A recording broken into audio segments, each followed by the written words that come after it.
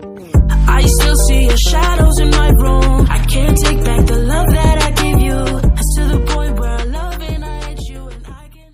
Assalamualaikum warahmatullahi wabarakatuh. Hello guys, welcome back to my YouTube channel.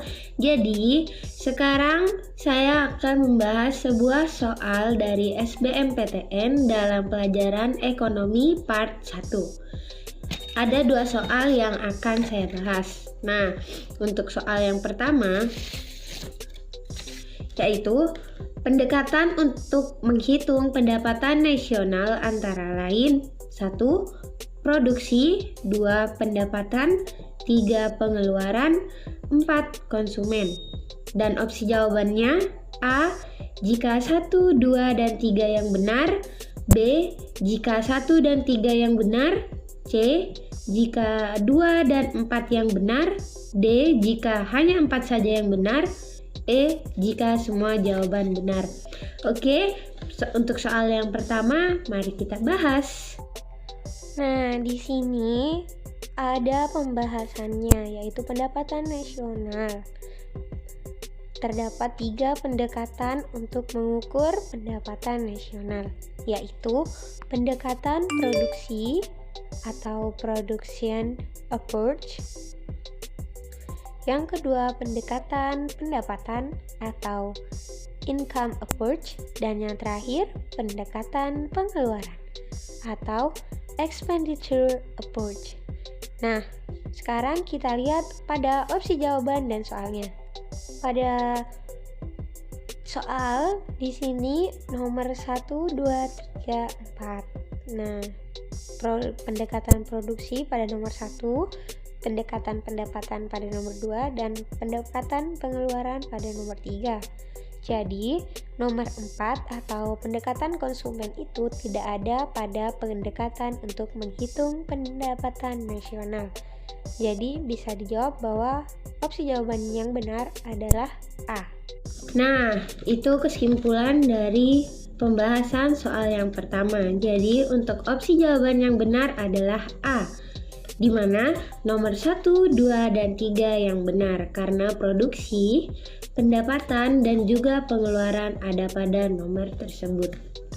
Oke, mari kita lanjut ke soal yang kedua. Ketika pemerintah meningkatkan penerimaan pajak, maka pendapatan nasional akan turun sebesar jumlah bertambahan penerimaan pajak itu sendiri, sebab angka penggandaan pajak lebih kecil daripada angka penggandaan pengeluaran pemerintah. Nah, berikut opsi jawabannya.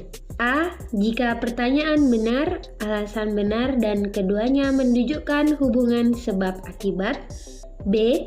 Jika pernyataan benar, alasan benar, dan keduanya tidak menunjukkan hubungan sebab akibat.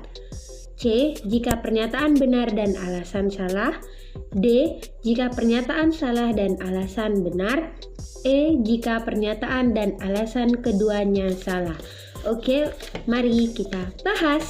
Di sini ada pembahasan bahwa peningkatan tarif pajak akan menurunkan pendapatan disposable atau pendapatan yang digunakan untuk konsumen. Jika pendapatan disposable turun, maka konsumsi juga akan turun sehingga akan menurunkan pendapatan nasional. Oleh karena itu, ketika pemerintah meningkatkan penerimaan pajak, maka pendapatan nasional akan turun, namun penurunannya tidak sama dengan jumlah pertambahan penerimaan pajak itu. Jadi, pernyataan pada soal tersebut salah.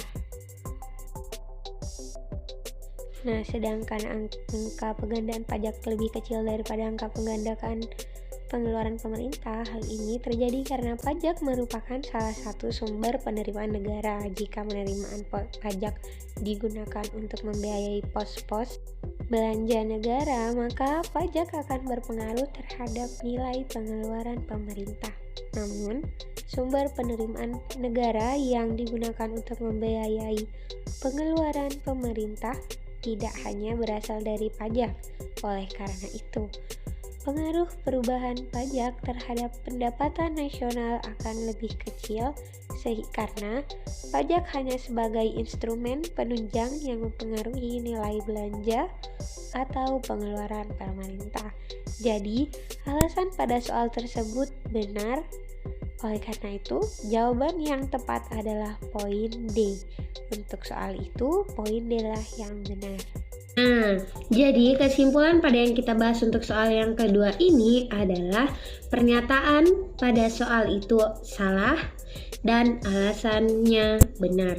Jadi, opsi jawaban yang benar adalah D, jika pernyataan salah dan alasan benar. Oke, segitu dulu pembahasan soal SBMPTN dalam pelajaran ekonomi yang bisa saya sampaikan. Semoga bermanfaat. Kurang lebihnya mohon maaf. Thank you for watching. Jangan lupa di like, comment, dan subscribe. Bye-bye.